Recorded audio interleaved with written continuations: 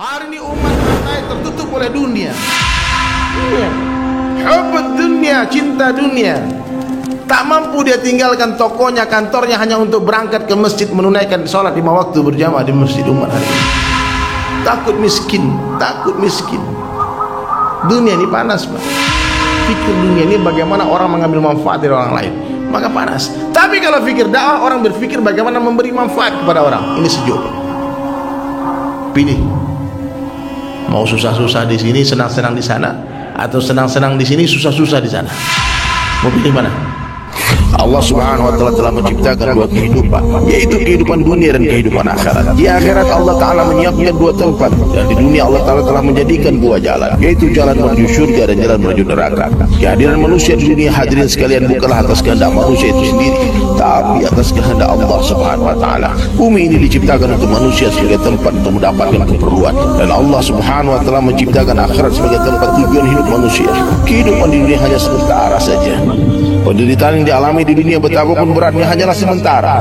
Begitu pula kebahagiaan yang dirasakan bagaimanapun mewahnya hanyalah sementara saja. Kehidupan di dunia walaupun miliaran tahun lamanya suatu hari pasti akan berakhir, karena Allah Ta'ala telah menciptakan makhluk yang bernama kematian. Kehidupan di dunia walaupun sementara tetapi sangat menentukan kehidupan selanjutnya di akhirat, karena dunia diciptakan untuk persiapan akhirat dan kematian adalah awal kehidupan selama-lamanya.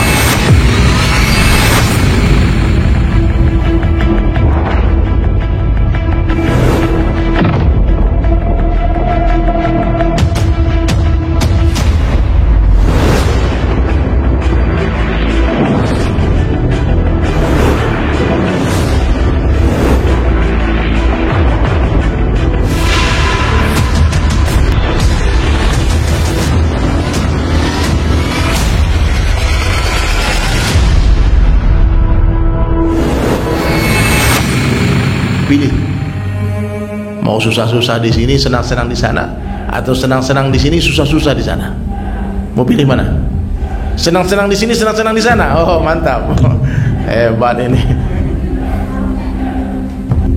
Dunia ini panas, Pak.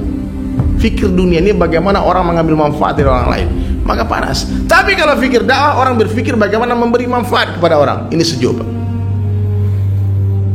Makanya orang-orang yang di dalam masjid ini beda dengan orang di luar masjid. Wajahnya beda, Pak. Ini sejuk-sejuk semuanya, Masya Allah. Boleh santai, Pak.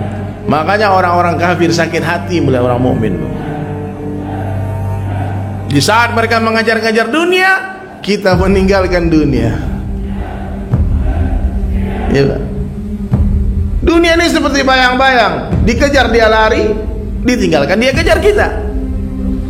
Tidak ada satu orang manusia pun yang mampu menundukkan bayang-bayang dengan mengejarnya. Satu-satunya cara untuk menundukkan bayang-bayang adalah dengan meninggalkannya. Tinggalkan bayang-bayang, kejar cahaya, barulah Allah Ta'ala perintah bayang-bayang mengejar kita. Ketika satu orang berada di bawah naungan cahaya 12 siang, barulah Allah hantarkan bayang-bayang tepat di bawah telapak kaki kita.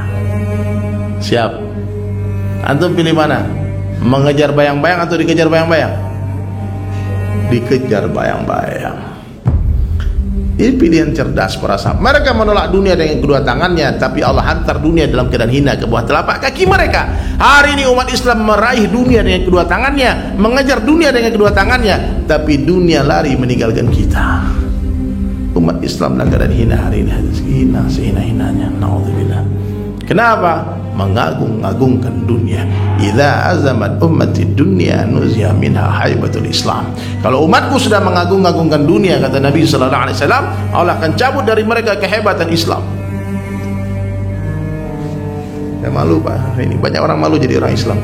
Banyak orang malu menampakkan keislamannya hari ini. Malu. Allahu Akbar. Ayo, Pak. Ya. Ayo angkat kepala semua, angkat kepala semua. Dalam majelis tawajuh.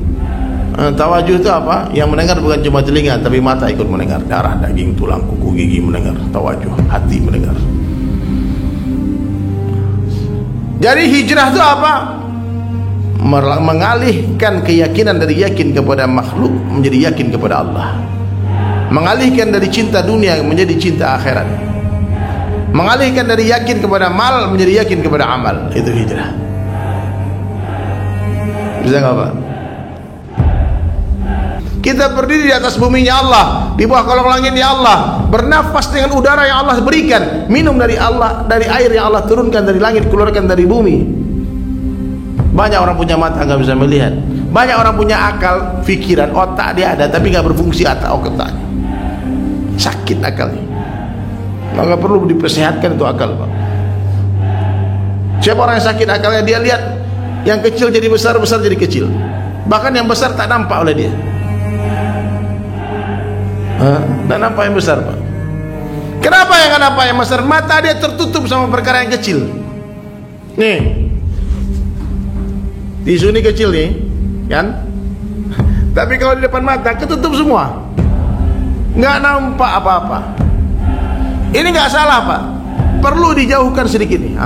Baru nampak. Hari ini umat matanya tertutup oleh dunia. Dunia, Pak. Hubbud dunia, cinta dunia. Tak mampu dia tinggalkan tokonya, kantornya hanya untuk berangkat ke masjid menunaikan sholat 5 waktu berjamaah di masjid umat hari ini. Takut miskin, takut miskin. Tak mampu dia meninggalkan istri yang cantik untuk pergi ke masjid. Bang, ente sholat di mana, Bang? Di rumah, Bang. Loh, kenapa di rumah? Istri, Bang. Jamaah sama istri, Bang. Tinggallah istri dan sholat sunat sama istri, sholat tahajud sama istri nanti. Aduh, Bang, istri cantik banget, Bang, ditinggal diambil orang nanti. Takut kehilangan satu bidadari di dunia, tapi nggak takut kehilangan berjuta bidadari di akhirat. La ilaha illallah, subhanallah. Jadi hadis sekalian,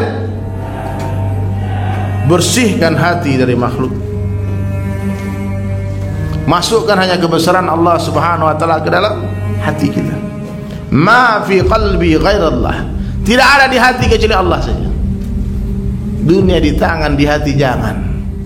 Mobil di garasi jangan masuk hati. Ibu-ibu, kamu wanita, jangan sampai suami ada di hati. Biar hanya Allah di hati saja. Kalau ada suami di hati, siap-siaplah sakit hati. Pasti sakit hati. Karena saya tahu semua bapak-bapak ini.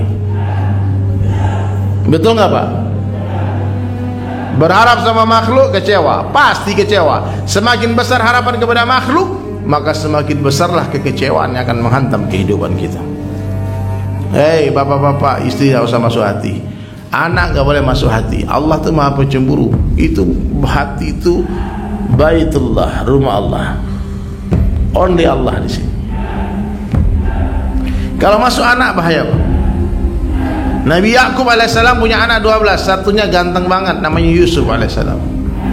Saking gantengnya, hadirin sekalian, setiap sebentar Yusuf. Lagi sholat pun kebayang Yusuf.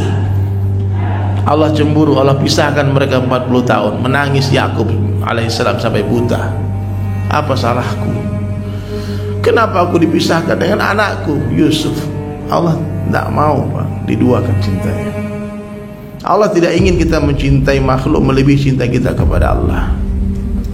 Ya, boleh kita mencintai makhluk, silakan. Tapi syaratnya apa, hadirin mulia? Allah lebih awal.